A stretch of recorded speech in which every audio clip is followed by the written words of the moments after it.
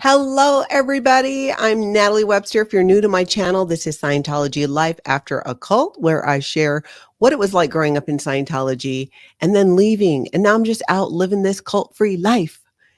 If you've been here before, I'm thrilled to see you and would love it if you haven't to hit the subscribe button for the channel. And if you enjoy the video, like it as well. So hello, everyone. Hello, Silo Simon. Hey, Poet. Good evening. Hey, Andrea. Okay, I do this to myself. I always feel like I didn't push a correct button, but I'm pretty sure that I did. So I'm just going to do a little bit of housekeeping, just talks amongst yourselves. Let's see here. Okay, I did not. Let's click that.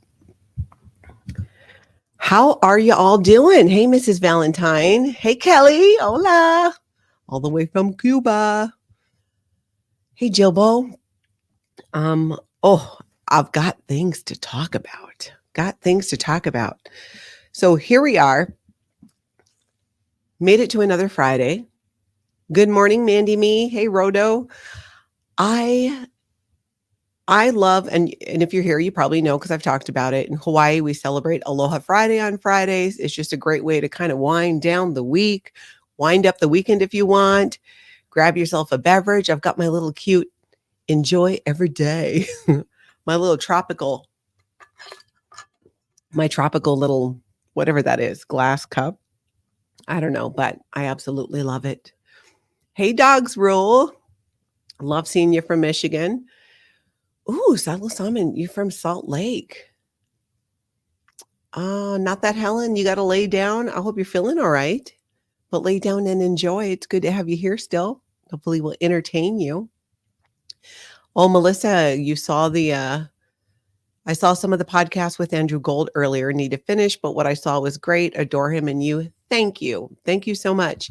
That kind of came up as a last minute. So I did a live today with Andrew Gold over on his channel, and it streamed on his channel.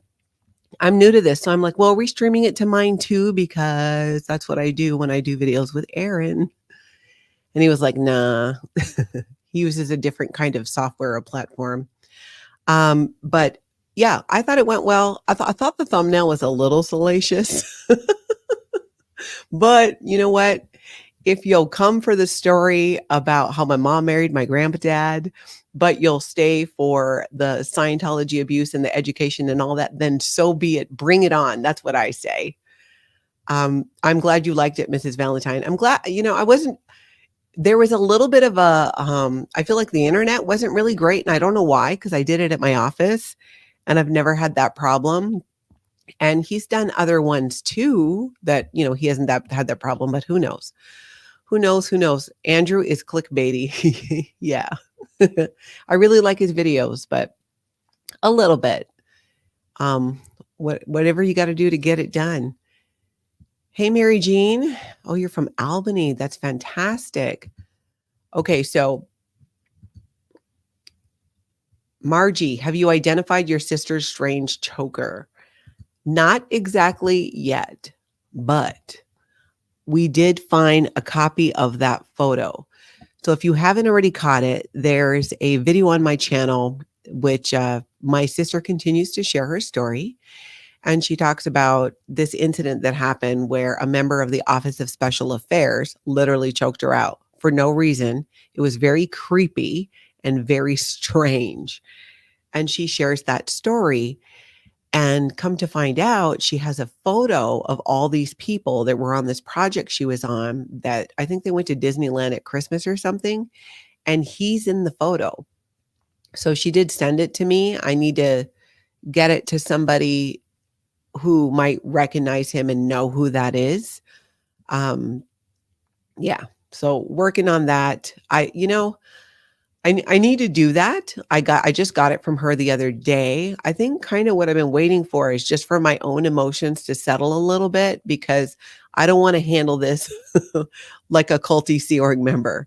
I want to handle it. I want to make sure that I'm clear-headed about it, and I'm so pissed off about it. Aloha Super Pop, that I just got to give it a hot minute. And then, maybe after Christmas, I don't want to bombard anybody too with like, hey, do you recognize this creeper? But maybe, I don't know. I don't know. We'll see. Maybe tomorrow, because that's, technically still before Christmas. Oh, not that Helen, terminal cancer. Natalie, but I love spending my time here and with Reese in the fabulous community. Hey, that's fantastic. And anything I can do to make your day better or, anything like that, by all means, let me know. I don't know if you know this, not that Helen, my partner, Tony, is he had stage 3 cancer, a rare and aggressive form of prostate cancer. And he also had kidney cancer at the same time because he is an overachiever. And he finished treatment a few months ago and he's still recovering from that. So it is a journey. It is. And maybe that's something that he'll share about too. We will see, because you guys probably know this. He agreed to come on Alive and talk about all kinds of things, but also, what it's like being with somebody who's been in a cult, who grew up in Scientology, and he has never been in Scientology, never. And he has an interesting perspective and some funny stories that I think a lot of you will be able to relate to. But as he says, he's not showing up for less than 10,000 subscribers. It just cracks me up every time. Every time he says that, and he'll stick to it too. Cause I've tried like, oh, come on. Nope. So good for him. And we'll do it. We'll get there. I think I just got a little over 3,000 today. I'm happy about that. So yeah, I think we're going to get there. And with your help, for sure, I would like to get there quicker than sooner, because honestly, I'm dying to have him on and hear what he has to say. Rachel, thank you so much. She says, I just love you, though. You have just a calming about you. Thank you. Not all the time, but generally, when you spend so much time in fight or flight, 35 years in Scientology, and pretty much they try to keep you in fight or flight as much as possible. You don't want to spend one more day in it if you don't have to, or even an hour. It's just, if something's happening and I can control it and improve it, fine. If I can't control it, then it's something I can't control. And I'll just have to move on from it. S squared, you're home to PA for the holidays, but mom is at work and my stepdad is out shopping for her. So this live is perfect timing. Yay. I'm so glad. Let's see a question here. And by the way, I thought that doing these Aloha Friday lives would be a fun time to do a Q&A, kind of an ask me anything, kind of not, what's funny about that? It's not like you can't ask me anything at any time. I'm very open to questions, but I thought this would be a fun way to not necessarily have a specific topic in mind, but be able to, get to know you and answer any questions you have at all. So here's one. How did the Hawaiian people react to Scientology? Have you seen Love Has Won? They ran that cult leader out of Hawaii. She made the mistake of claiming she was Pele. Oh, hell no. Oh, girl, she did? I don't know how I don't know about this. What's funny is I did hear when I was on the Big Island about a cult in Puna. So was this the one? Love it. Was this the one that was in Kona? There's probably more than one.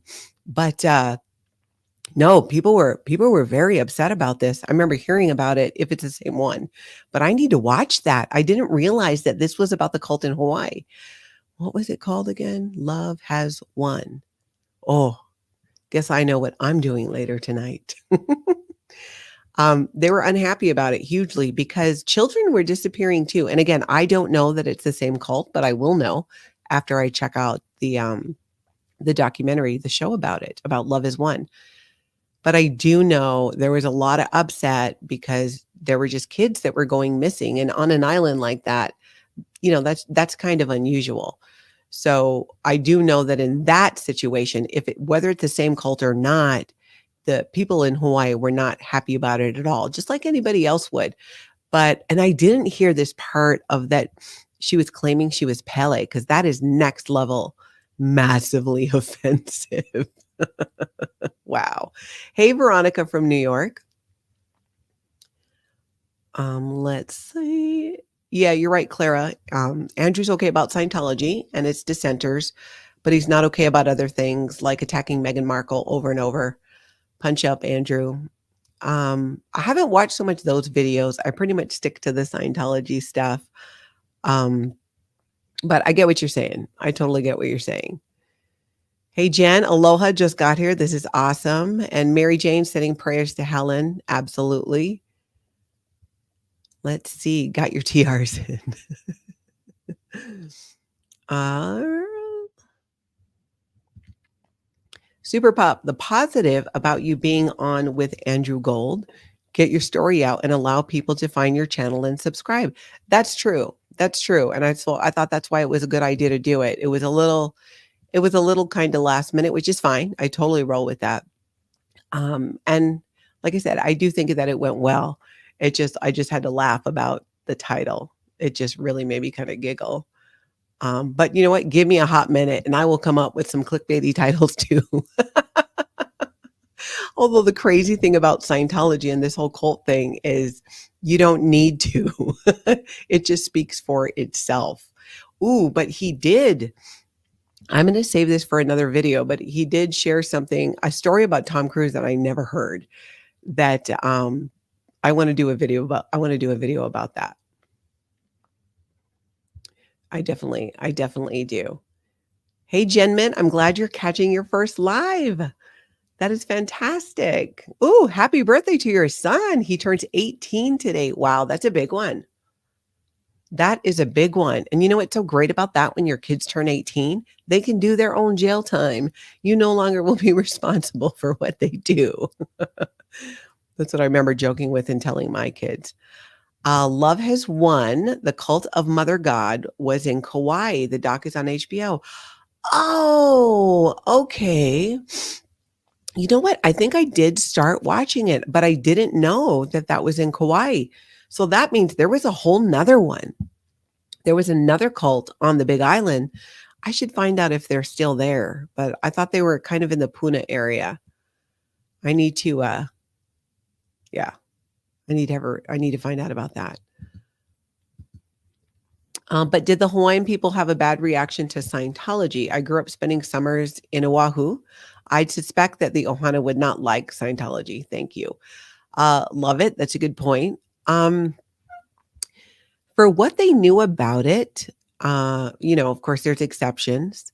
But if I'm going to speak for all of the people of Hawaii, which I'm going to, they're very open to different religions and different things. I got like a piece of hair or something on I feel like I'm being attacked. And at the same time, it's warmer here in Minnesota than it should be. And I think it's kicking up my allergies. And this time of year, I'm normally not taking allergy medicine at all, but I'm going to need to if this keeps up. So the people in Hawaii and the reaction to Scientology, they're very open, most of them, because it's such a melting pot of cultures and religions and belief that there's a lot of live and let live in it. I don't remember when I was growing up there that there was any specific animosity. And back then too, in the 70s and the 80s, things that were happening in Scientology weren't as well known. It's a lot easier to hide things when you're a cult if there's not things like the internet, where it just a message can travel so quickly. But during my time there, it might be different now. I know that there were situations with the organization itself sometimes and neighbors or other businesses in the area because sometimes they couldn't pay their bills, things like that, or doing their what they call body routing, where they go out and get people to come in and do a personality test. People didn't necessarily like that because they felt sometimes that it scared people away from their business that was maybe near the Church of Scientology. And I would bet that was I bet that's kind of common in other areas as well, because it stands to reason that, if businesses around the Church of Scientology in Hawaii were doing that other ones in other areas would be doing the same with the body routing, and it might bug other businesses. I wonder about the businesses around Hollywood Boulevard where Scientology Audit hangs out and does his TikTok and his YouTube channel. And I just can't help but wonder, what do they think? Because they're right there with a front row seat. Does it affect their business? What do you think about it? I just really I need to look into that. I'm curious. Melissa, the people on the island were bullshit with her when she claimed to be Pele. We should call those people to stand outside the Scientology buildings. They were super effective. I can't believe I missed that. I must have been really busy working or something. My sister, my youngest sister, was living here in Minnesota. I was fortunate to have her here for about 3 years. Not Lana. Lana lives here she's been here for years. Our youngest sister, Nahelani, moved back to Hawaii just recently. In fact, I just got off the phone with her right before I got on the live, and we were getting caught up because they're back there, but it takes like 6-7 weeks for all your stuff to get there because they have to send it all by ship. So everything's I think it's on its way or almost there, and they're getting ready to move into a house and doing great. And I'm looking forward to going and seeing her. And I was telling her, she's caught some of the stuff here on YouTube in my channel. And I told her, I'm like, this is so great because it's something I can continue to do no matter where I am. So I would love to go out and spend some time with her, take some time off of work, and still be able to do live streams from Hawaii. And I think that'd be a lot of fun because I could share a lot about it with all of you as well, especially after all these, Aloha Fridays we're going to do. Nobody likes a douchebag. Question: did you celebrate Christmas throughout your life in Scientology? If so, how did that look? Hi from Canada. Hey. Yes, we did. We did. We celebrated Christmas all the time, not as from the point of view of being Christian and a belief in Jesus. It was more, getting together with family, if you could, if you weren't in the Sea organization, and presents. It's more about Santa and the festivities of the season. But most Scientologists that I knew still celebrated that in the same way that a lot of people who might not be Christian but still celebrate Christmas because they enjoy it. I love the spirit of Christmas, and and even with the ties to Christianity, I have zero like I'm all for it. I know a lot of my very good friends are Christians, and I've learned a lot from them. I do struggle a little bit with organized religion. Sometimes I think it would be nice to have a church community, and have thought about maybe I could find a local church, just for the community. And I enjoy when I've gone with friends, just kind of like the ritual of a lot of things. But I just have a hard time. I have a hard time with organized religion. I don't know why. Maybe it has something to do with the whole cult thing. But yeah, I've gone a couple times, but I have a hard time. I have enjoyed it, but it just really, I get a little bit too freaked out about it. So maybe down the road, that's something that'll change. We shall see. Tracy, I love Hawaii so much. When I went was many years ago, and Waikiki was not quite as built up as it is now. It was so beautiful. It was 73 to visit my aunt. Wow, that would have been a nice time. And even Waikiki is completely built up. I will tell you my tips for going to Hawaii if you want to go to Hawaii. Number one, try to book your ticket. Well, it depends on where you live. I live in, Minnesota, so Delta is a hub here. And the best deal I find is booking it directly with Delta and then doing it through Delta Vacations so that you can add on the car. I have booked tickets where I checked it separately without the car.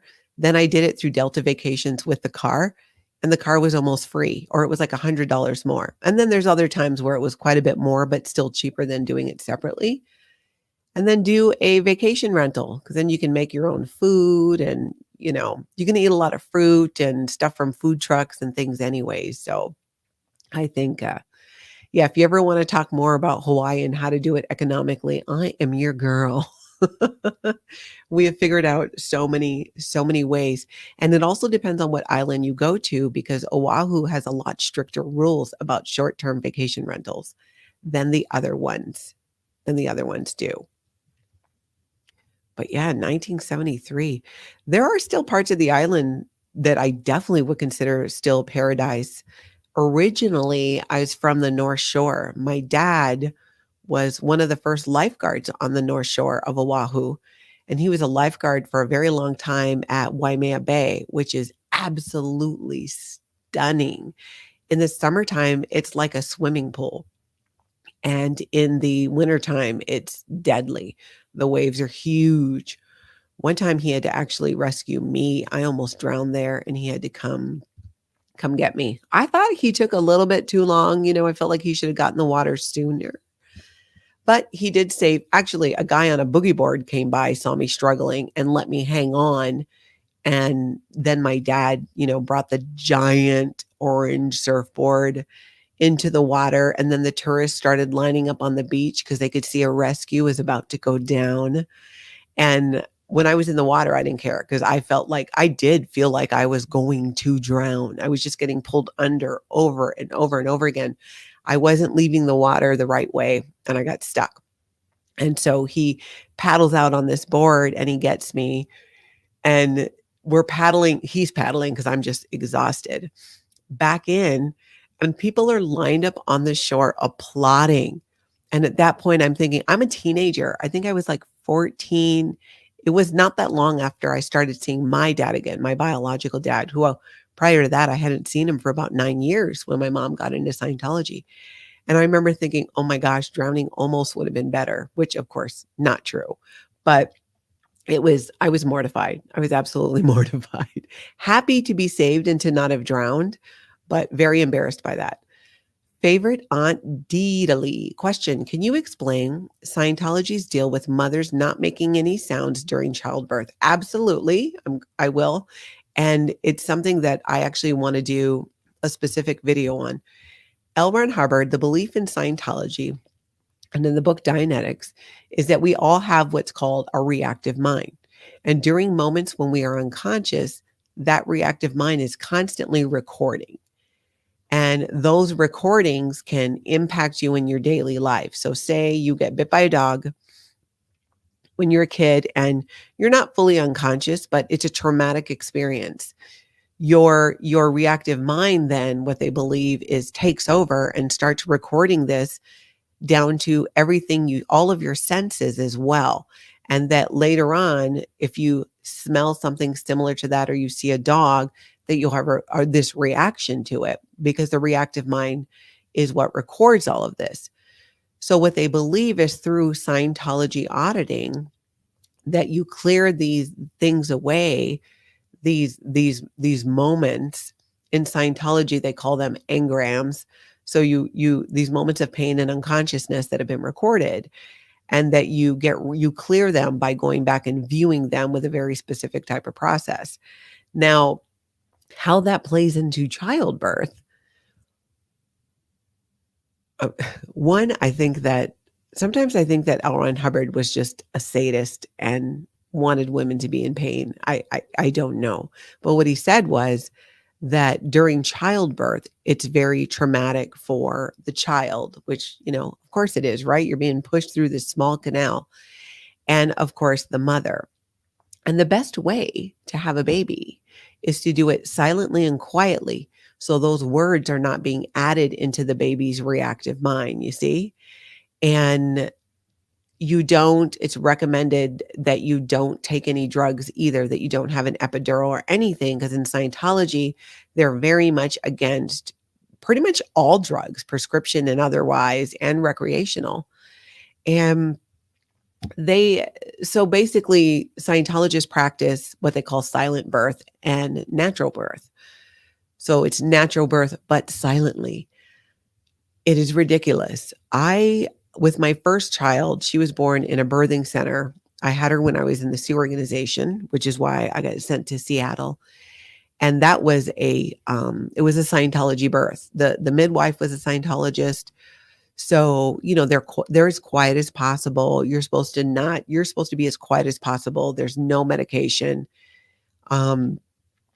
It was intense. I'm a proponent of people who choose, if they want to have a natural birth, that's fantastic. I didn't do it so much because it was a choice. It was more what was expected of me, what was, what was being pushed. My second daughter I had in Seattle in a hospital, but I was still a Sea Org member. I was just in Seattle working in the organization there because I had a baby. And I also had her without any epidural or drugs because that's what was expected of me.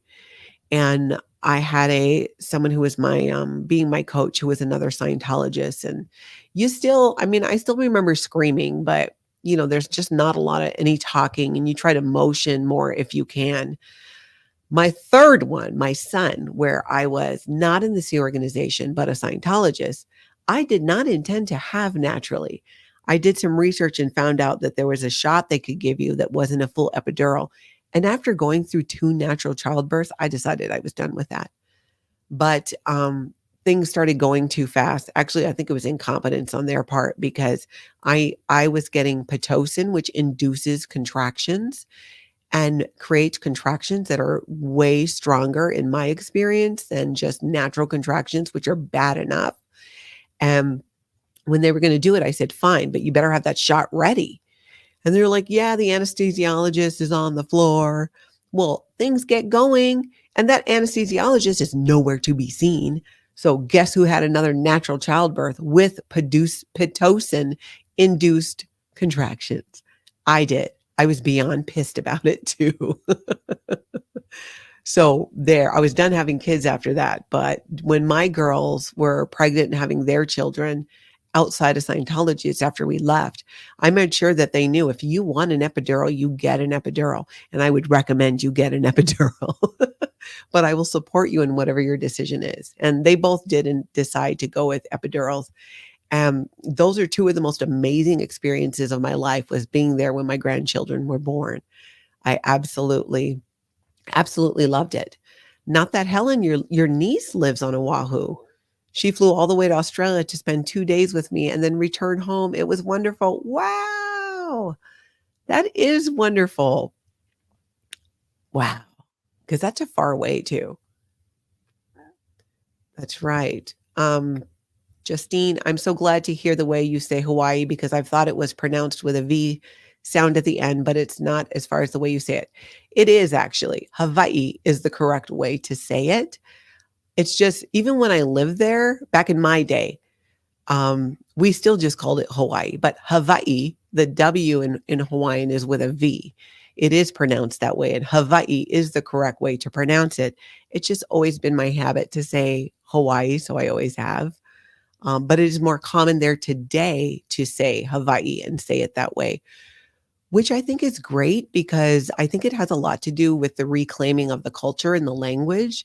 There was a time in Hawaiian history where the Hawaiian language was outlawed. You couldn't do it. You could not speak Hawaiian. Hula dancing was banned. This is when the missionaries were coming around and converting people. And, hula was the way that the Hawaiians shared their stories too, because there was no written language in Hawaii. So they shared it through hula, is how they shared their stories. It's how they, in a way, worshiped. It's so celebratory and beautiful that I think that was so ridiculous. But Hawaii is the correct way. And in Hawaii, in the Hawaiian language, and again, they didn't have a written language. And then when the missionaries came and things were changing, then they, learned English, but still had the Hawaiian language, and the vowels are pronounced differently. So in English, you have A-E-I-O-U, right? In Hawaiian, you take those same vowels, but they're A-E-I-O-U.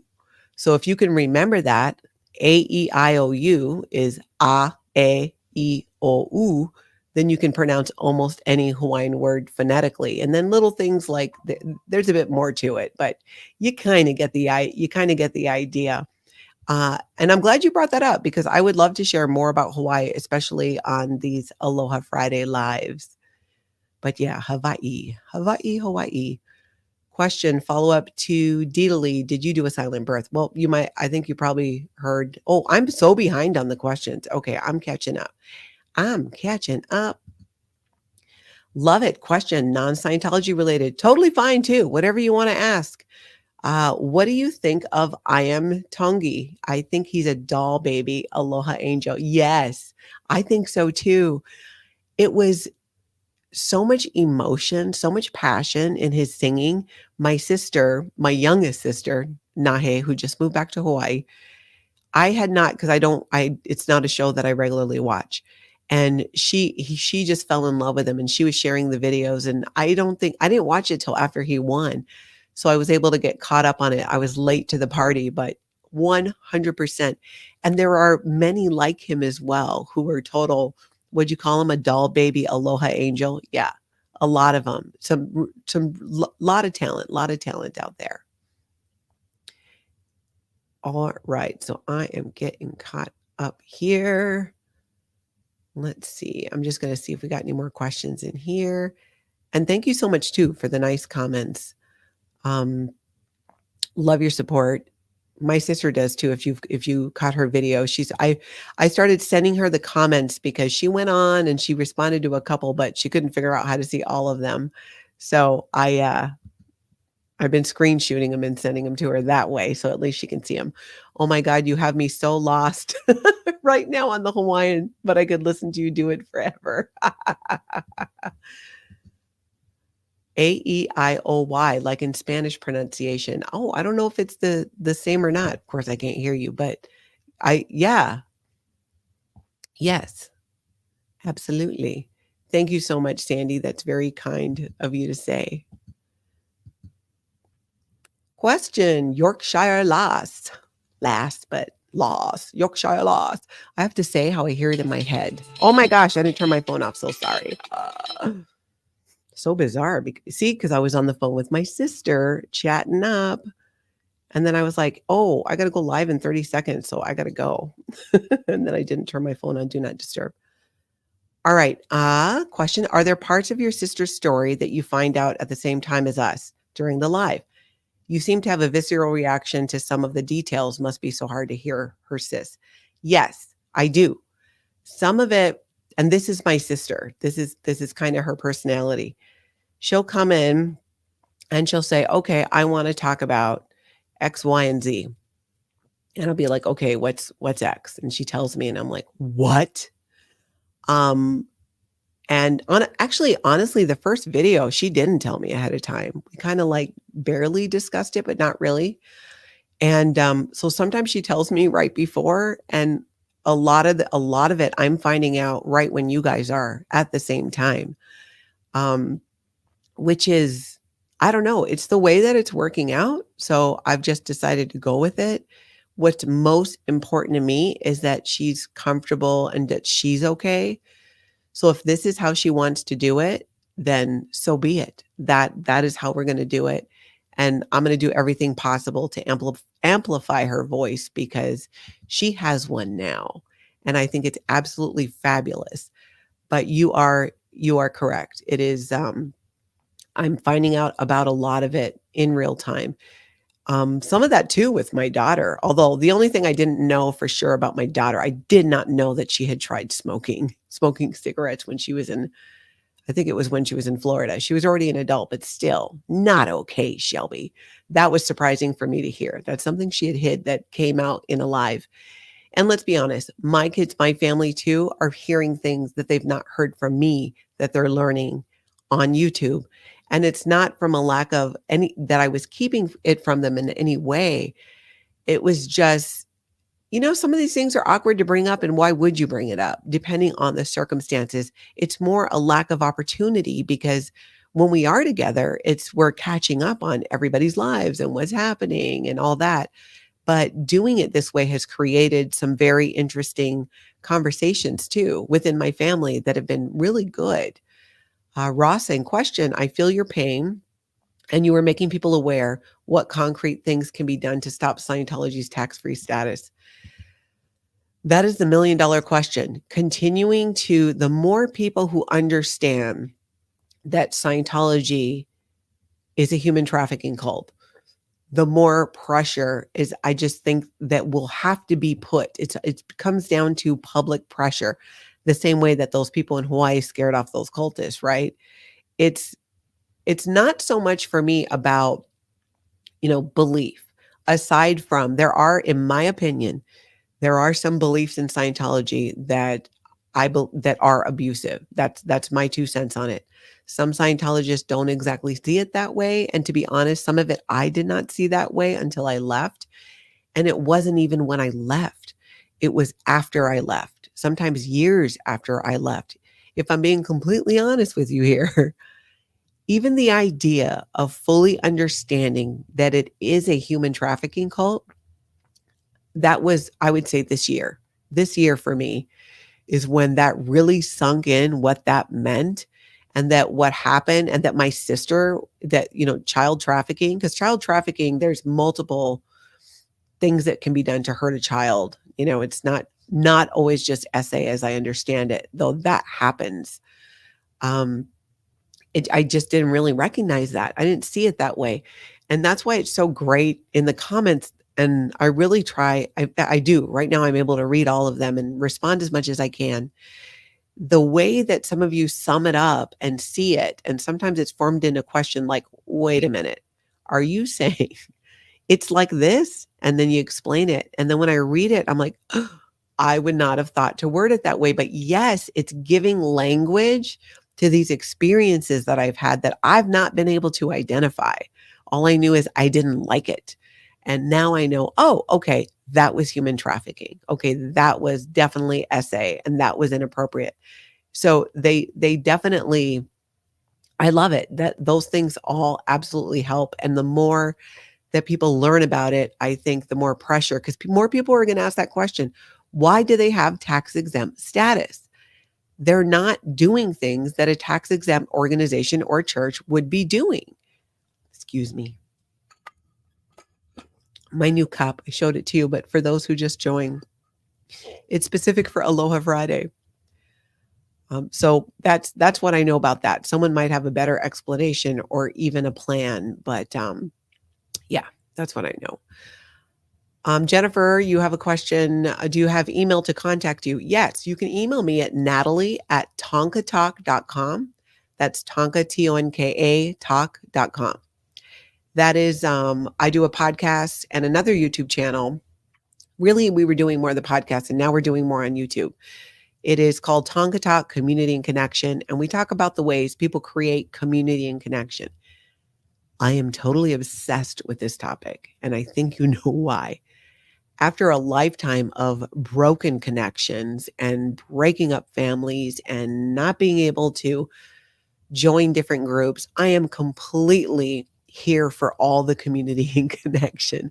And I'm so curious as to what brings people together and why they do what they do, whether they're a business owner doing something cool, or I love sharing stories too. And I do this on the Tonka Talk podcast and on the other YouTube channel, which would love it if you went to Tonka Talk Community and Connection and subscribe to that one as well. There's a little bit of Scientology talk, but primarily it's the flip side of it more. Like these are the groups and the things that I'm exploring and finding outside of it. But that's my Tonka Talk email. And by all means, you can email me there. All right, let's see. Oh, I need to catch up. Oh, so something happened to Scientology audit. I got to find that out too. Have to find that out too. 2 people. Andrew Gold has done a lot to spread the news about Scientology. Absolutely, he has. Here, let's do this. You did great on his show. You're going to reach 10,000 in no time. Thank you. Glad you're here and free of that cult. Me too. Me too. I cannot tell you. I am all about living that cult-free life. I did enjoy it. I did. And I love that idea. Hey, Atkins in Texas. And you're right. The people believe can be abusive as well as other than just believing BS. Yes. I always feel like layers come off when you're in Scientology when you leave, and that can take as much time as it takes. I've known Scientologists who left but didn't leave Scientology, who still wanted to practice Scientology. Fine. long as you're not doing the stuff that, the cult does in terms of abusing people, if there are some truths in Scientology that are helpful that can also be found in many other places. That was a big realization that I had, that when I did get gains in Scientology, or I'd read things that really resonated with me, it's because they were natural universal truths that were true. These were not things that L. Ron Hubbard figured out by any means. They weren't. And when I found that out, I was like, oh my gosh, I can't believe, we paid all this money and people paid all that money for things that you can find in so many other places, because different beliefs and religions, there's a lot of common things that tend to be true.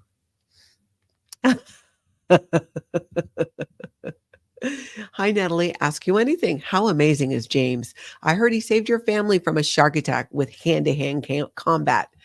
He did. James is a very good friend of mine who we went to Hawaii some years ago. And actually, he came when we were scattering my mom's ashes. We did a paddle out in Hawaii, which is what you do to scatter my mom's ashes after she passed. And she died about 2 years after we left Scientology. So we had 2 years with her outside of Scientology, which was really cool. And we went on this trip to go scatter her ashes. And so you paddle out. We went on a beach that where my grandma used to live, the beach that I grew up on. Oh wait, no, we didn't. We went further down. We did it at the beach we were staying on the North Shore. They're all connected, so it was fine. And we grab her ashes, which I had carried from, Minnesota all the way to Hawaii in a Tupperware container. And we were going to go out, paddle out, and spread the ashes. And we were coordinating with a local pastor who my youngest sister knew to come out and do a blessing and do a Hawaiian blessing so we could do it. It was absolutely beautiful. But James joined us with that. And we scattered my mom's ashes just right out of the Ziploc bag in the ocean, and then went back and had just the most amazing time in Hawaii. But the urban legend is how he saved us from a shark with hand-to-hand combat. Absolutely, 100%. And love him to this day for it. He had a lot of fun with my dad. My dad is a lot of fun to my biological dad is still alive and in Hawaii, and an amazing waterman. Not so much these days because he's had a lot of issues. He got sick in August, and I actually went back to Hawaii last minute to see him. He was in the ICU, and to get him home and get him set up and settled, and he's doing all right. He's in his 70s and his body is pretty beat up.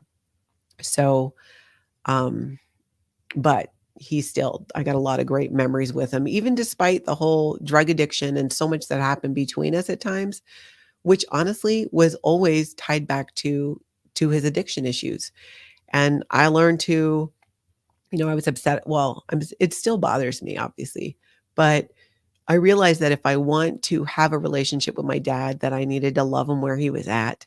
So when we go and we see him, I try to do it in the mornings, when he's more together.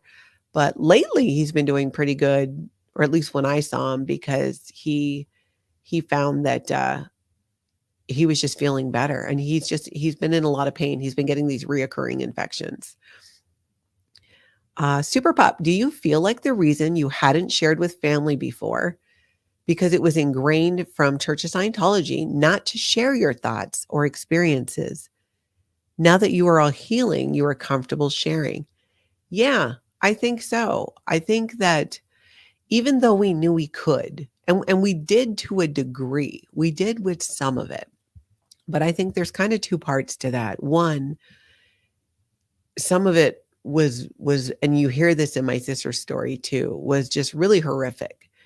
And it's difficult. It's difficult to talk about, and it's difficult to hear sometimes. And maybe that's what we don't want to talk about at Christmas, though we see each other lots of other times. And part of it was that it was so ingrained to not talk about it and to just push it away and down and compartmentalize it, even years after, that we didn't. It just became, it's almost like something that I shut off to a degree for a while, When I first left Scientology, I was vocal because that's what I needed to do to get them to back the hell off from trying to take my daughter. And because I was going to leave quietly. There's no one, enemies of the Church of Scientology are created, and they're created by the Church of Scientology. I've never seen an organization shoot themselves in the foot more than these people do. It's uncanny. You got to really work hard to piss off this many people, and that's what happens when you condone and perpetuate abusive practices.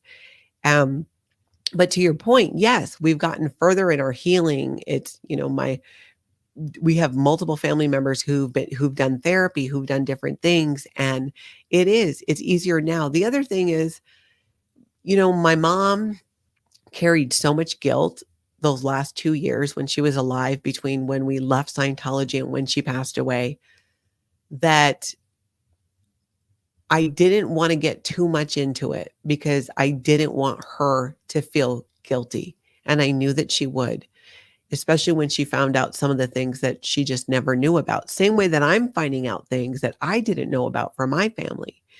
And with her passed away, and then the other things was my children. My children are adults now. My kids are from ages 25 to 33. So they can ask their questions. They're in a different place in their life where they can process it more and have support with therapists. And they do. They're millennials. So of course they have a therapist. And they've been able to ask a lot of great questions. And like I said, I'm new to this YouTube life, but it has been a really great experience with bringing things up in my family and opening the door. Sometimes it's not easy to tell your kids about something really horrific that happened to you. You don't want them to carry that. But my kids aren't kids anymore. They're adults, and they have a different type of understanding, and they have more perspective. So I felt like it would be all right for the entire truth to come out. And I'm just really fortunate that my sister Lana really came to that realization too at the same time. If you know what I'm saying? She too was like, she was ready to talk about it. And for her, it had everything to do with her healing as well. Michelle, have you talked to Tommy Scoville? No, not yet, but I've watched his videos, and I'm just obsessed with the whole prison thing. I'll be straight up about it. I loved Orange is the New Black. I don't know why, but when I was younger, when I was growing up, I was terrified of going to prison. I don't know why. Absolutely terrified that I was going to go to prison. I still don't totally understand that, but I would love I would love to talk to him. I've enjoyed his channel and his perspective and the way that he shares and his honesty. I like that. I caught part of the video that he did with Relatable Reese the other day, and I need to finish it. And I thought that was just absolutely fantastic. Hey, Sue. So you're wrapping gifts, Aloha, wrapping gifts and listening. Siri's listening to me too, because you know how it does that thing on your computer when I don't know how she got turned on, but okay. This is supposed to be my do not disturb keeps going off. That's weird. So haven't talked to Tommy yet, but I plan to, and I would like to. Let's see. Anne Maria. Sometimes it takes others talking to enable others to finally talk. My dad was tangled up with the Second World War as a teen, but did not start to talk about it until there were books and stuff coming out. That makes so much sense. And yes, I could totally see that. You know what? That is probably very much a very similar thing. That's amazing. That must have been really cool though to hear about, even though I'm sure there were really difficult things as well, but to learn that part of your dad's life. I don't know if you guys can hear Siri talking, but I need to shut her up. I think it's so fascinating to hear these histories from our parents and our grandparents. My grandma's name was Betty Webster. This is my Hawaiian grandma, my dad's mom. And she danced hula. She worked for Pearl Harbor her entire life. From the time she was 18 till she retired, she worked at Pearl Harbor. And she told me the story of when Pearl Harbor, when that happened, she was a girl. I think she was 12 years old or so. And it's amazing listening to her perspective, what life was like afterwards. And something she kept mentioning was the poi shortage.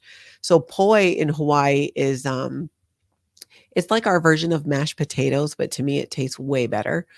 Most people not from the islands, except for my Tony, he loves poi, do not like poi. They say it tastes like paste or glue. I've not eaten a lot of glue, so I wouldn't know, but it's taro. It's from the taro plant and it's mashed up. In fact, my dad grows his own taro and can make his own poi. Um, but I forgot what my point was with that, but whatever it was, hopefully you got it. But the family stories, I love it. Oh yeah, I was telling you about my grandma. So she's just lived a really interesting life. She passed away, was it last year or the year before? Time goes by so fast. It's hard to keep track. Um, and she had a goal when she was in her 80s. After she retired, which she retired earlier than that, and she was dancing hula. She played, I believe she played pool in the senior Olympics. She was a little pool shark. People wouldn't think she could play pool, and then she would just like totally rip them off because she could. She volunteered. In fact, she volunteered at a hospice place up until I think within a couple months of her passing away as well. But one of her biggest claims to fame is she held the Guinness Book World Record, which she got when I think she was 90 or 91, could have been 89, but around there, for the largest collection of novelty sunglasses. She used to be a hostess. After she retired, she was still working. She would hostess at different restaurants on the Big Island. And she had different sunglasses that she would wear and she would switch them out. So you'd be sitting there eating dinner and you look over at the hostess and she gives you a little wink. I cannot wink, by the way. I have been told not to wink. Like definitely don't do that. So I'm going to do it and show you. See? Horrible. But she would give them a cute wink. And people of course come from all over around Hawaii, and eventually she'd make friends with a lot of the tourists and they would send her sunglasses, novelty sunglasses to the Big Island. And I remember because she would give people my email address because she didn't have email. So they would say, "Oh, Betty," they called her Auntie Betty. "Auntie Betty, do you have an email where we can reach you?" And she's like, "Oh, use this one."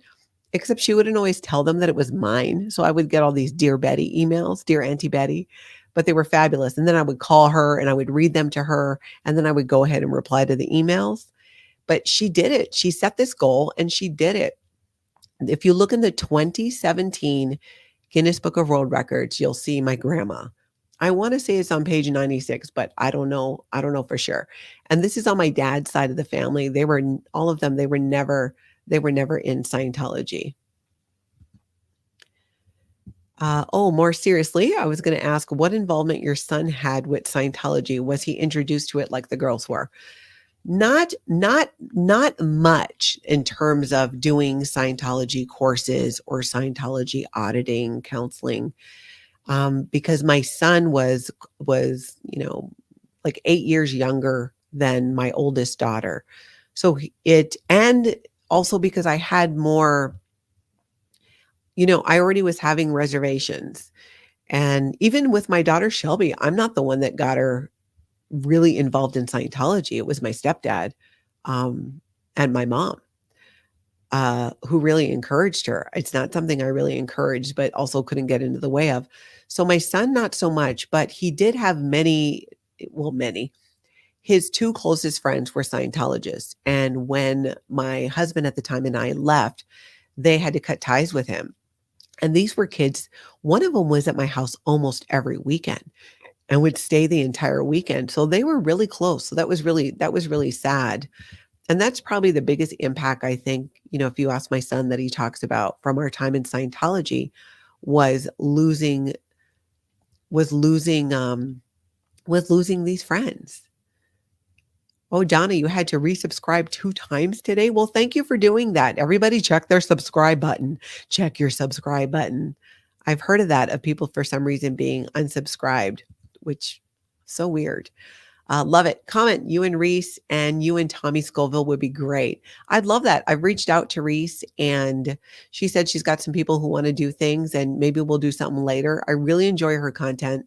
She did a video, I don't know if it was today or if it was yesterday, and she was sharing clothes and stuff where she worked. I was glued to it because I hate shopping, but I need clothes. I don't know what it is. I don't like trying them on. I don't, I just don't like it. I get most of my clothes from my sister, who has the opposite problem. My sister buys all kinds of clothes and we're close in size. She's smaller than me, but some things will still fit me. So I get a lot of things from her. Or like this that I'm wearing right now, I own this in 3 or 4 different colors. So I find something and I like it, and then I'm gonna go ahead and just buy it. And same thing with jeans. If I find it and I like it, I need to buy a few because I don't wanna have to come back here. I wish I liked it more, but I really appreciated what she was saying and her enthusiasm for it, and she's got this great promo code for the place she works, so I wanted to go online and check it out, maybe order some stuff. Maybe that's the way to go, is order it that way. But I am excited to chat with her because I've been catching up on her videos and really enjoy it. Let's see here.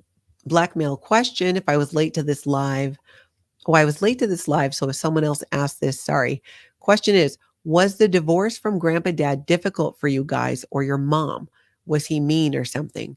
The divorce wasn't difficult from my perspective. My sister Lana and I, we were already um, we were already in the Sea Org there. I was in the Sea organization there, and yes, Lana was there as well. So it, it wasn't, we were happy about it because we always thought it was weird and uncomfortable and strange. And my mom had gone from Hawaii to Florida to do this training that could take like a year or more. And she was going to be gone from Hawaii. And that's when my sister and I were in Los Angeles. And she ended up coming to Los Angeles and then, got a divorce and life went on. And she met her 4th husband, my stepdad, who was great. I mean, they were married for 20 years. They were married until she passed away. But yeah, we weren't upset about Grandpa Dad, about that ending. And we were already living on the mainland and he was still back in Hawaii. Um, if anything, I missed the rest of my family that was tied to him because they were amazing. My aunt and my cousin, like they took care of us many, many, many times for years. And yeah, I missed them, but definitely was not bummed out about my mom divorcing him. Why this thing don't want to click? There we go. Question, what's your view on the Maui fire? Ooh, I think it's weird. I'm not buying exactly what, the main narrative that's been shared about it. It's really, really weird. So I think there's a lot more to it. Hopefully we're going to find out what the truth is. There's too many odd things that happen. And, you think about like, I did a video with A.A. Ron on growing up in Scientology about when the Hawaii missile crisis happened and I was there with my family and what that was like, and which was such a mistake. And I don't even buy that was just a mistake. It just, there's so many things tied to that. And people that work around there that I've spoken to that also are not fully buying it. And definitely in Maui with the fires, there's just too many things that are like, why was that allowed to happen? Or things that happen that seem pretty convenient. So I am here for conspiracy theories too. So there are, some of them turn out to be true. And there's some suspicion about some of the things going on in Maui and still now that I think there's validity to that. And I think people need to keep asking questions about it. Keep asking questions to the authority. Don't just let it go. And I think then maybe we'll find out. Truth comes out. It's a small island. It's so great that your family connected outside of Scientology. Yes, Kelly, we are kind of a little bit of the unicorn in that 3 generations of us left together, but it took 2 years from the time I decided to leave to working with different members of my family and getting my daughter out from Florida at the Flag Land Base. That's what took me so long. I needed that time to do everything I could. If my family wasn't going to leave with me, I was still going to leave. But I needed to know that I did everything that I could to try and make sure that's the case, that they come with me. Let's see. Treasure Bloke. Is that Blake or Bloke? Bloke. Treasure Bloke. Have you researched the dark triad traits? Psychopathy. What is that? Psychopathy? I don't know what that is. Sociopathy, narcissism, and I'm not even going to try that one, but I know what you're talking about with the other ones. And PEG members that you have met with any and all of these. No, I'm a little bit familiar with some of those terms, narcissism, sociopathy. So even though I can't say it, but I'm not. I would like to learn more about that. So if there's something you can recommend where I could take a look at that and see, because I would love to. Because if it's a way to peg members that you have met with any and all of these traits, I would love to do that. Maybe we could do a video on it where I could, go through it and we can kind of see what comes out of that. You committed high crime. This is funny. Tampa B man, you committed high crimes in Church of Scientology, and that'll make you scared of prison. It could be because we lived under such threat. We're just always being threatened. I think that'll do that. Tracy, do you remember some forgotten memories when doing lives with family? Yes, absolutely. Because some of these things, we're not always consciously thinking of. So when we start talking about it, it's like, oh, that's right. And then this happened. Absolutely, that happens. And it's interesting when it happens live on the internet because it's, you just don't expect that. You go in thinking, I'm going to talk about this and it's going to be this way. And so often that's not the case. But I made a decision when I decided to do this that I was just going to be open about it. And if I get upset about it, I get upset about it. And if I'm laughing about it, then I'm laughing about it. But I try to just let it flow and be what it is. So if memories start coming back, that's fantastic. Even if they're ones that are not so great, because then I can reimagine it and go ahead and it's like it loses its power. I don't know how else to describe it. Talking about these things and remembering things even that we kind of had forgotten, like, oh yeah, and then that happened too. It helps for me. It becomes more of a memory and not so much part of this traumatic experience. JRH, no, my son, I would not consider that he was in Scientology. He might have done a children's course or something. And we had this like youth group when I was doing work with the Foundation for a Drug-Free World, but that was more my influence. I would not say that he ever really became a Scientologist. I don't. Yeah, and my son's name, my son is Jared. Good evening. Oh, the inappropriate heifer. Never had poi, always wondered about it. There is one store in Minnesota that carries it. And I heard the other day that they weren't, and I hope that is not true.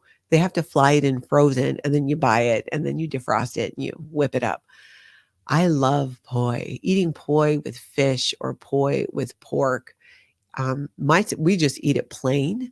When we go to Hawaii, we're always like hovering, especially my sister. Lana is obsessed. She is probably even more obsessed with poi. And she is a poi snob too. I'll go to the grocery store because when you buy poi in the grocery store in Hawaii, it's in a plastic bag usually, and you need to add water to it and you stir it up and then, you can eat it. And then the more you leave it out, it gets a little more tart. But they have what they call pre-made or pre-mixed poi in little containers that you can just eat. You don't have to add the water and do that. There's even poi in these like a freezy thing, but there's poi in it. I like those. I like the convenience of it, but my sister Lana is not having it. She's got one brand of poi that she eats, but if you get the opportunity to do so, try it. Atkins in Texas. We love visiting family in Minneapolis and have many favorite restaurants. Young Joni, Black Sheep Pizza, and bookstores.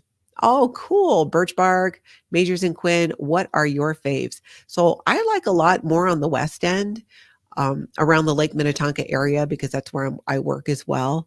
There's a Excelsior bookstore there. I love it. I am a huge fan of Yumi's. It's a sushi restaurant, and they're in Excelsior on Water Street, and they have another location in Edina, but I've not been to that location, so I can't say. But that restaurant changed ownership, and they're still hitting out of the park. That reminds me, you know what? I should do takeout from there.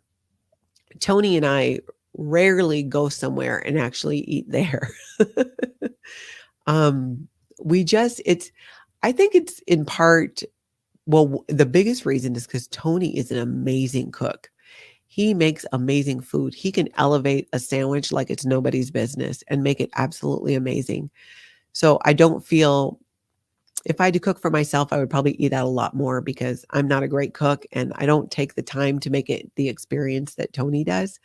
But we loved doing takeout from Yumi's. That's one of our favorite things. And I'm just realizing now, like, we have not done that in a while. We need to do that.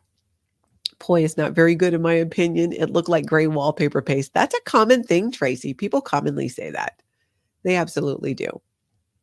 And that's fine. I get it, especially if you didn't grow up with that. It would seem totally weird. I remember the first time I tried grits, but I actually did like it. My mom was originally from the South. So she had, that was some of her taste, and she would share that with us. At the Excelsior house, once I heard strange audio space noises and wavy sounds from the TV in the back room. You changed subject. Was it Scientology stuff on the TV? You got to be, I'm not fully understanding that question, but if this is who I think it is, you can text me too. Let's see. Dogs rule, that may be a Virgo thing. I do the same if I like something. Maybe it is. Oh, Archie Tartsy, you're a Virgo too. Yeah, I think so. Kelly says, just the name Grandpa Dad creeps me out, right? It should. It should. There should be nothing normal about Grandpa Dad. And people, I got to tell you, that's something we've never really talked about. We talked about it in ways, but not really openly acknowledging that it was weird as hell. It just kind of happened and was just going on. And it's something that we weren't allowed to question. So it's been great talking about it and being able to say that. There's, when we talk about, or when I talk about sometimes a lot of these stories, there were, we had good times too. There's a lot that went down, but there are parts of him too that were really kind. And he did teach us a lot just outside of Scientology.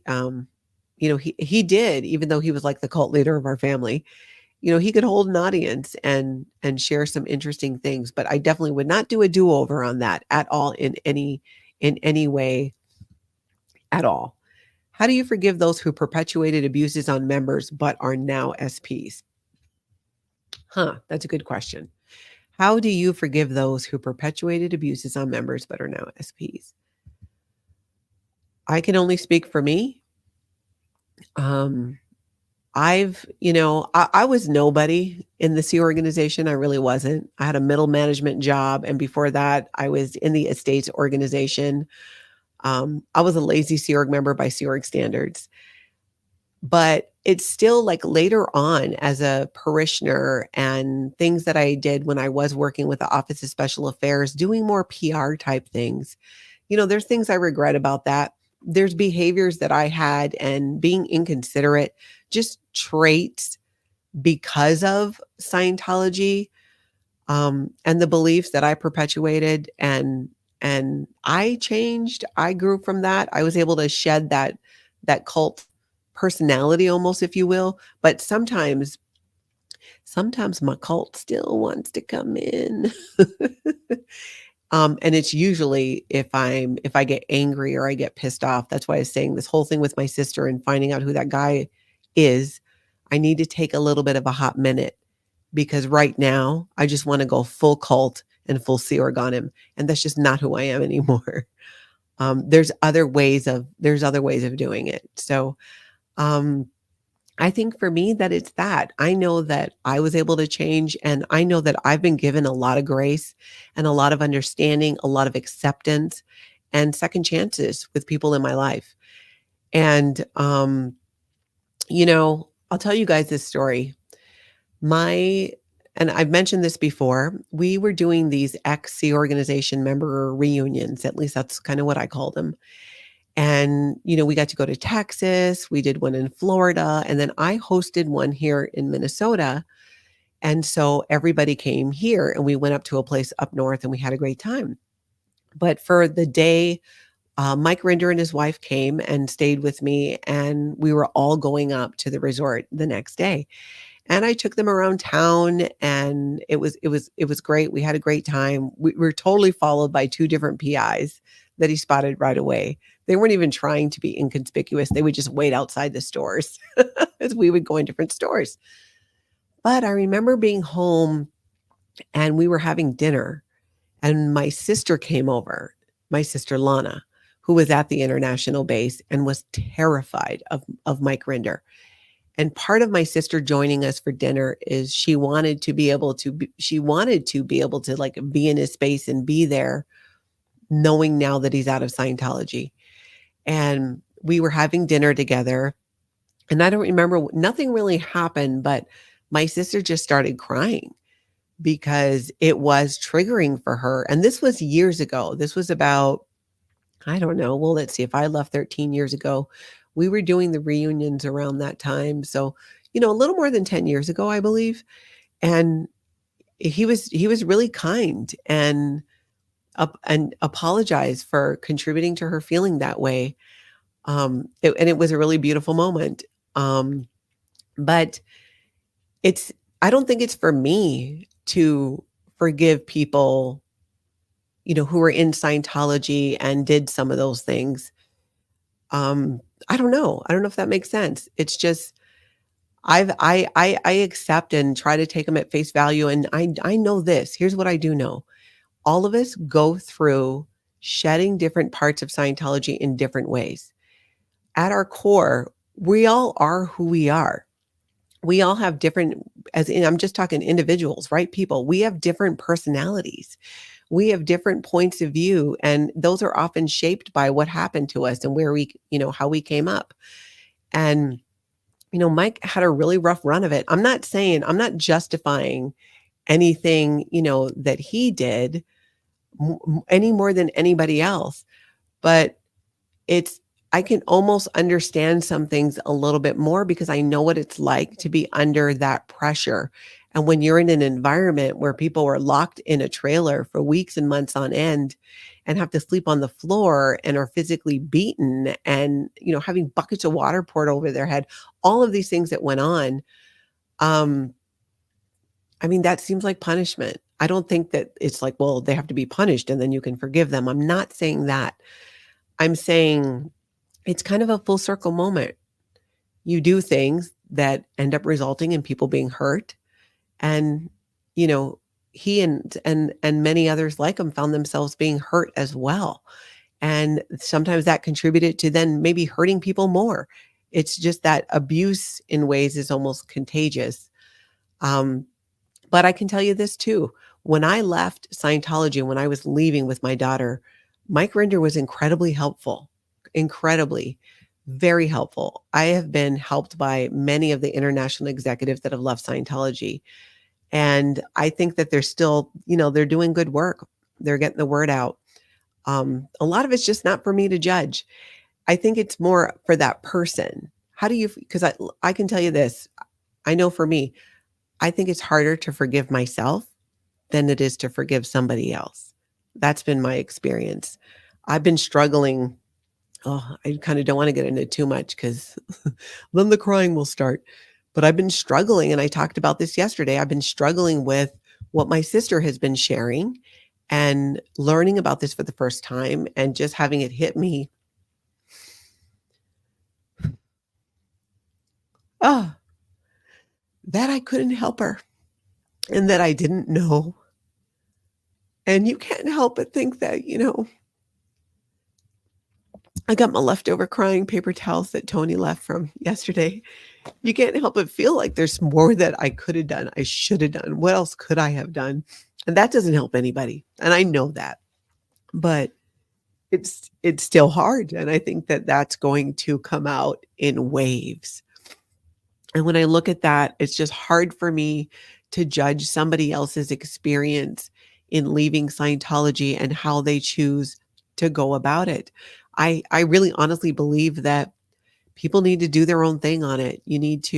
I find humor in it at times. Some people don't. They find that it can be hard for them to hear. But I'm not everybody's cup of tea either. So that's a very long-winded way of, I guess, saying that. How do you forgive them? I believe in this definition of forgiveness, and I read it in a book called The Shack, which some of you might be familiar with. It was also made into a movie, but I could not bring myself to watch the movie because I didn't want it to ruin the book, and the book was tough to read at times, because of what happens to the guy's daughter, and I didn't. I try not to watch things on purpose that are going to upset me. But in the book, there's this scene where I don't know who he's talking to, and whoever he's talking to says that all forgiveness is, and I'm paraphrasing, is taking your hand off the throat of the other person. And I read this, I think it was after I left Scientology. And that made so much sense to me. That resonated with me. Forgiveness is just taking your hand off the neck of the other person, because I totally got that, because I thought that anger and that I'm so upset that maybe I just want to, I want to hurt you in some way. I want you to feel the pain that I felt. That takes a lot of energy. And it does not feel good. And it honestly doesn't change anything anyways. That's the biggest thing. It doesn't move the needle forward for me to hold on to that kind of animosity at all. It just poisons, whatever I'm doing. So I've since I read that, it just really resonated with me. And that's how I try and look at it. I have no reason to have my hand on the neck of just about anybody except the one guy that we're talking about that my sister brought up, but I'm working on that. I'd like him to take some form of responsibility for that. And mostly I'm just curious as hell as to what happened. Did he become a serial killer? Like, what's the deal? I don't know, but we are going to find out. So hopefully that kind of answers that question. And if not, then, just throw another one in there. Oh, wow, you're a Virgo. Me too. When's your birthday? My birthday is in September, early September. That is so cool, though. I need to learn more about all of that. Astrological signs. Did you ever know of a Japanese poet in Oahu, Patsy Sumi Saiki? I followed her around like a puppy when I was little. No, Patsy is a common name though, which I always thought was interesting. But I would love to see her work. I'll have to look her up. But I don't recall that. No. Clicking, don't want to be clicking. Okay, let's see. I am catching up here. I'm a little bit behind because I gave a little bit of a long-winded answer on a couple of questions. When that stuff took place, did they laugh and joke about it like college kids and try to put humor into it so it didn't look like abuse?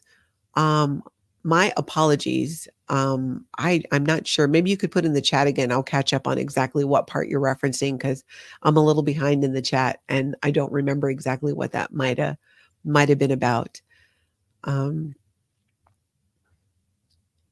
Yeah, he tore the scab off a pre-existing wound. Yeah. Yep, that happens. And sometimes it needs to happen because then there's more of an opportunity for healing. To be able to talk to that person too and have a conversation, and to just be even say, I was terrified of you and this is why, and have it be heard in such a meaningful way it was a beautiful moment, I will say. Okay, here's a question. What is racism like in Scientology? How does the organization treat races systemically, subversively? Oh, in my experience in Scientology, I do not I don't really recall any outright racism um in my experience from the people that I dealt with. I would say a bias, a prejudice against other religions was more the thing, making fun of other religions, and I was guilty of it. I did it too, and I feel horrible about that. Um, and I don't mean just like joking in a fun way about religion, which I know sounds funny, but there is a joking in a fun way about it. But just being mean about it, that was common. That I say was common more over actual, racism. I think in Scientology, if you have a pulse and a wallet, that's all they need to know. They're not going to be turning anybody away.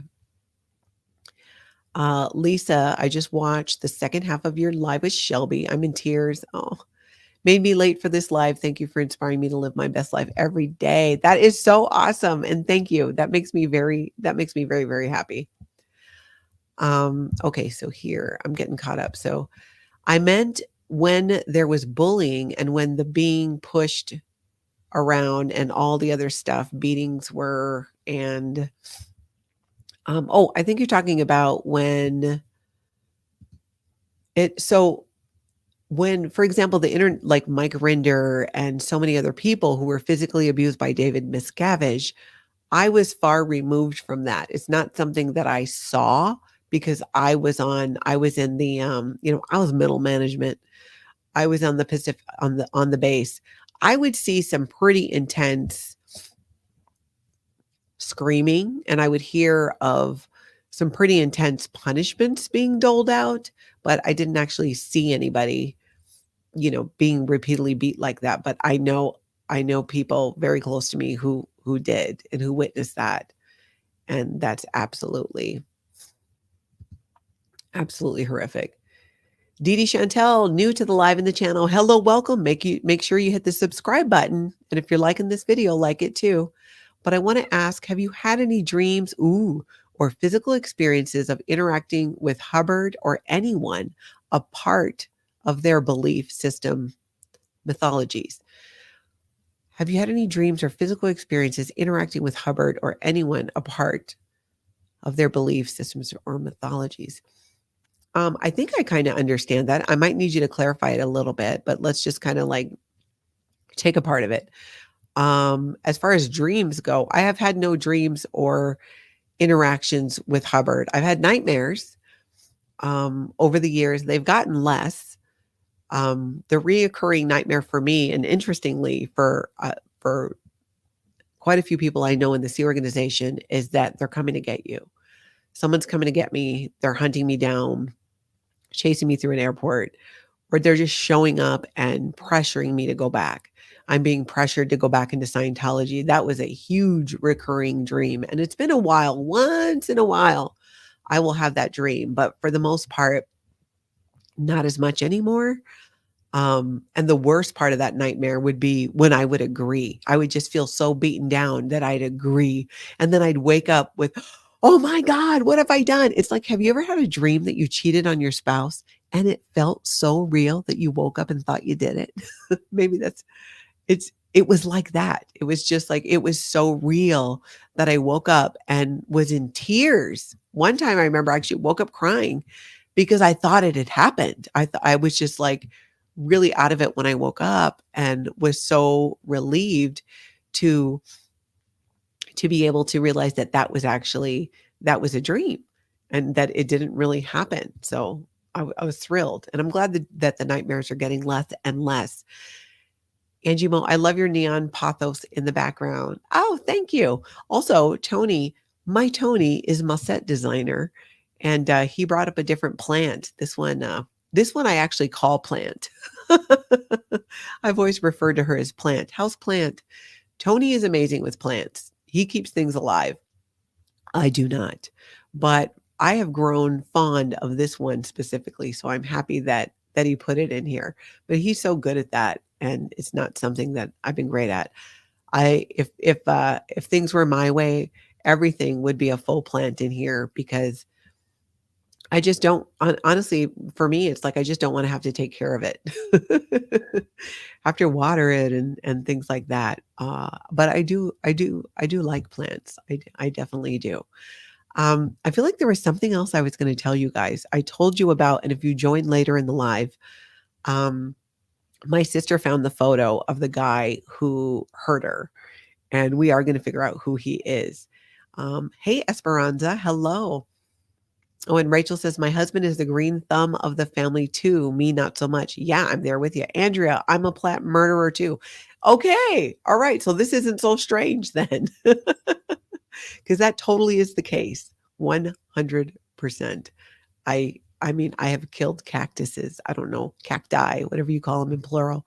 I don't know how that happens. I really don't. Um, all right. I know there was one more thing I wanted to tell you. We talked about Andrew Gold today. If you get a chance, go check out the video over on his channel. Um, oh wow, you've killed succulents. Okay, well, all right then. I I'm with you on that. Do you have any thoughts on Marty Rathbun going back?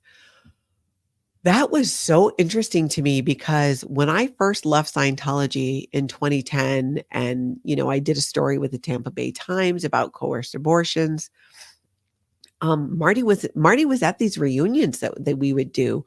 And as many of you know, he was very outspoken and a big whistleblower against Scientology. It hurt. It hurt when it seemed that, he got under the thumb again. At the same time, I really felt that, I don't know what he had going on that that became the reality. Um, I just hope he finds peace. He he dealt with so much. He had an incredible level of harassment when he was speaking out against Scientology, and he just kept doing it and was a big part, I think, of getting those things going, doing the Tampa Bay Times story and creating a space for ex-Scientologists to, to connect and to learn about these things, to hear these stories. He was sharing these stories, and I'll always be thankful for that. But I do think it's strange. I don't have any particular feelings about it beyond, honestly, I just hope whatever it is, he just finds some peace. Again, I'm like, people are going to do what people are going to do, and in those moments sometimes they make decisions that they feel are best for them or them and their family. um I don't, I have a hard time believing that he didn't get a massive payoff, and I hope it was huge. I hope it was ridiculously huge. I have a hard time believing that, because why would you otherwise, right?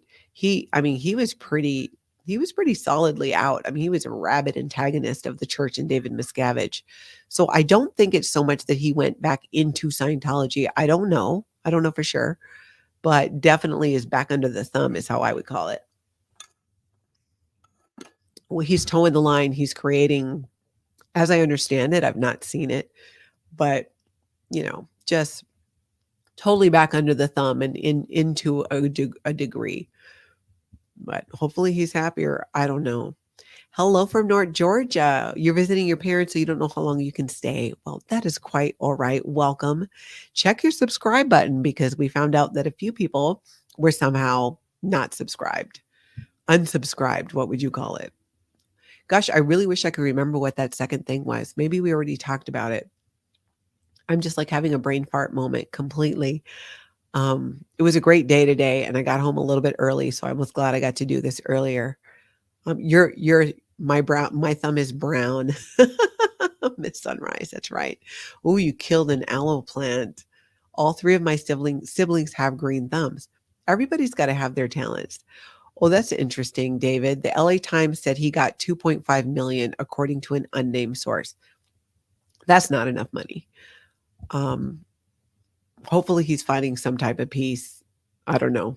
I have no idea what he's up to. But when I kind of came back on the scene and started catching up on my Scientology news, and I found that out, I was heartbroken about it because he helped me and my daughter in a big way, and that was just really sad to hear. Love it. Idea. I haven't seen any content of Tori Chrisman. Chrisman. I know who Tori is, but I always never sure if I say her last name right. Lately, but did see her in Tommy's chat. Oh, would love to see you two together. Erin has her deeds. Cool. That woman is like OG. I mean, she was out there protesting and doing things. And I remember seeing her on we used to go on this ex Scientologist message board. Excuse me, still a little from my crying earlier. And she was on there a lot. She has done so much too to expose Scientology. I don't think that I got to meet her. I don't think that I have. Dog's Rule says I've been unsubscribed a couple times. See, everybody check your subscribe button. And yes, smash that subscribe button. That's what my daughter said I should say, but I feel weird saying that. Smash that subscribe button. I think I'm more comfortable with hit, but you hit, you smash, however you got to do it, do it. Yes. Darn it, it's going to bug me. I'm going to remember at 3:00 in the morning. Oh yeah, that's what it was. So here's what I think this weekend, I'm going to definitely do a video tomorrow. I got a couple ideas. I am working on another list to do with Erin over at Growing Up in Scientology as well. That's going to be a lot of fun. We'll probably do that after Christmas.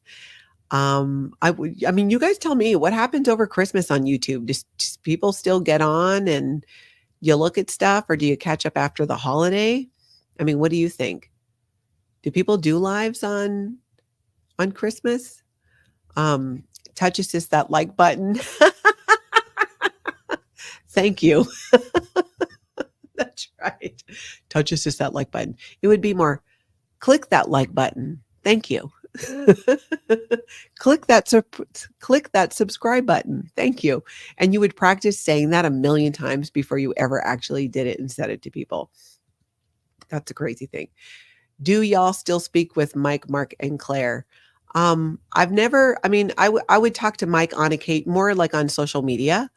Nothing with regularity. And I think I met Mark, maybe Claire at one of those reunions years ago, but I've not spoken to them since. I don't think I ever really had a relationship with Mark or Claire, though I enjoy their videos and everything that they've done with the foundation as well. And same thing with Mike. I adore Mike and his wife, even though I haven't seen them in probably over a decade. Especially his wife. She's just a doll. Let's see. Oh, your 4-year-old daughter is baking Christmas cookies with your parents and having a blast. I love that. I have been since November 13th because my sugar eating was getting out of control. It was like next level. It was like I was on vacation, but all the time. And I needed to reel it in. And I did. So I've been doing a lot better with that. But I've been thinking like, well, what do I want to have for Christmas? Because I want to have a treat. Like I haven't had a dessert. The closest thing to dessert I've been having is I take almond butter and some reduced sugar jam and I mix it together. And it is good. I like it. I like it a lot. If you go on, we will watch. If you go live Christmas morning, we'll be here. David Cofford, that's cool. I celebrate with my family on Christmas Eve.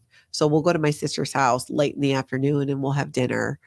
And I think Tony's boys are coming over on Christmas Day and we'll do that. So it just kind of depends on what's going on and what the vibe is.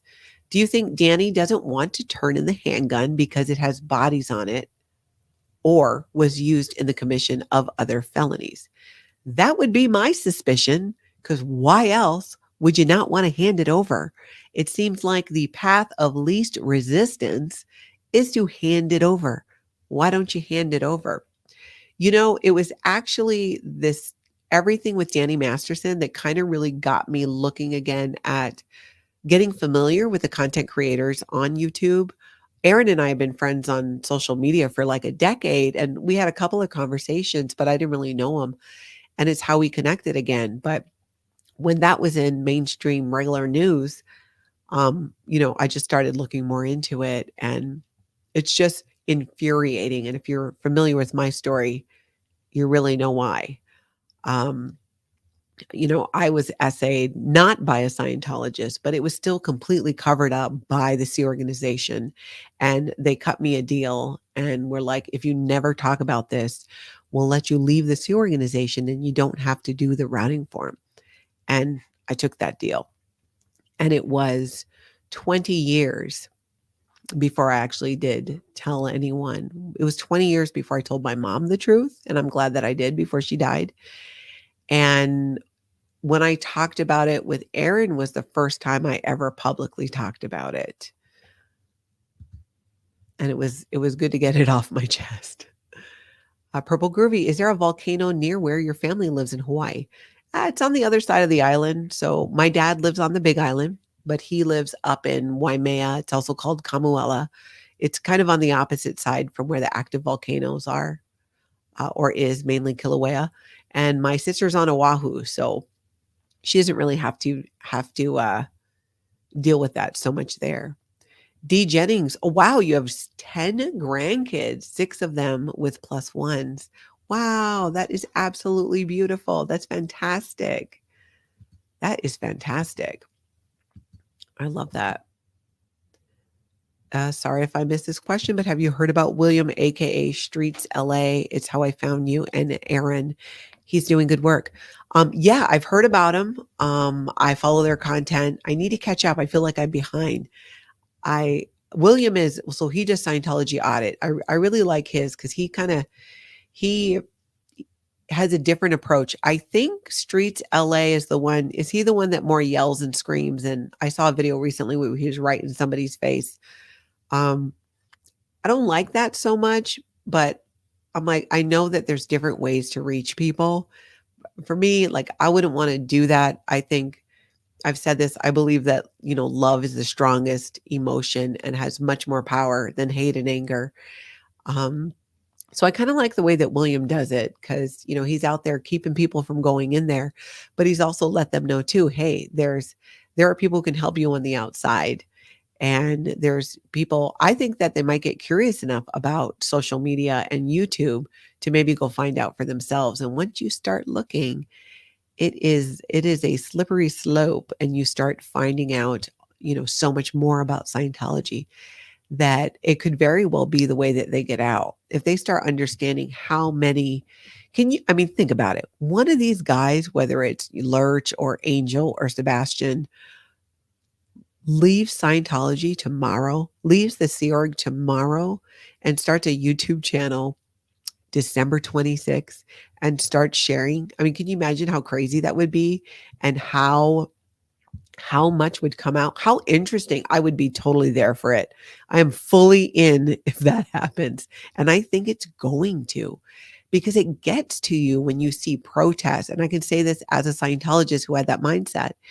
Even though you're told, oh, they're criminals, we were told that Anonymous was being paid to protest outside of Scientology. They tell you that as well. You still hear it, you still see it, and you can't help but wonder, why are so many people upset with Scientology, especially when you already have your own disagreements and upsets? It adds to it. So I feel like that it's just this layer cake of hearing truths about Scientology, and it is a cult. But different tactics work for different people. Everybody got in for different reasons, and they're going to leave for different reasons too. So I think it takes all kinds. I don't have all the answers. So for all I know, screaming directly in somebody's face is the way to go. I just don't feel that, because that's what Scientology does. That's what they do in the Sea organization. It's an intimidation tactic. And I think that's why I don't like it. I think that you can get in somebody's face and you can hold your position without like the screaming, kind of thing, when you just go face to face. I do not like that. Question, what's your Tony sign? I forget, but his birthday is in May. His birthday is May 6th. I think, yes. So I forget what his sign is. You'll have to tell me. All right, here's a little question. 30 years ago, I accidentally ruined my mom's best batch of Christmas fudge and have never lived it down. Have you ever lived down ruining Shelby's Christmas? So my daughter, who shares her story, and if you haven't seen her video on my channel, I encourage you to watch it. She shares her two escape stories. And actually next week, she's going to join me for a live. I think we're going to try and do it on Tuesday morning. And she's going to share her experience at the Flag Land Base and what it was like to be what they called an outer organization trainee. Um, yes, I did live it down because when I got Shelby out of the Flag Land Base and let her know that we're leaving Scientology, it was during Christmas because that's what we used to get her off the base, that she was going to Mexico with her dad, my first husband. And she was, and that was true, but it was really about getting her out of there. She didn't know that she wasn't going back. And for a while, she would tell me, she's like, "You're ruining my life and you ruined Christmas." Yes, I lived it down. And I think Shelby would say so as well now. Marissa, I hear you. Please don't say that. Protests are supposed to be upsetting. We're talking about a human trafficking cult. I want him to be loud.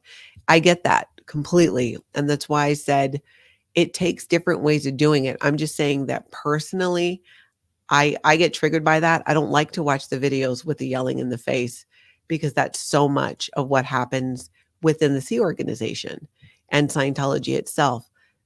More power to them. If that's how they're going about doing it and raising awareness, I think we need to do it in different ways. I'm just saying for me personally, it's not something that I would watch a lot because it just makes me feel really uncomfortable. But I hear you. I completely hear you. And there's truth to that. Also, Tony is a Taurus. Cool. Someone said Gemini, but I don't know which it is. All right. Here's what's gonna happen. Okay. You get triggered too, Riley. Yeah. But yeah, I also think that, what do I know? Maybe that completely is the way that works. And if you weren't here, here's my cute little thing. Enjoy every day. All right. I'm going to wrap this up because I'm going to have dinner with Tony and we are going to spend some time together. I need to do some work tomorrow. So I want to spend some time with him tonight. If you haven't, make sure subscribe, hit the subscribe button, the like button. Send me your questions if there's more that you want me to talk about, or you want me to get more in depth on something, or you're like, hey, I have questions on this and I'd just like you to get more into it. Let me know. Let me know in the comments. You can also email me at natalie@tonkatalk.com. Tonka Talk is the name of the podcast I do, and another YouTube channel, which if you get a chance, check out that content. Tonka Talk, Community and Connection. I share the different ways that people create community and connection. So have a fabulous rest of the night. Aloha to you as well, Sharona. I'm glad you guys were here. Marissa, you got to catch up on the interviews with my sister and my daughter. They're just, I'm still processing. I'm still doing a lot of processing. Thank you for being here. Aloha. We will do Aloha Friday again, and I will see you tomorrow.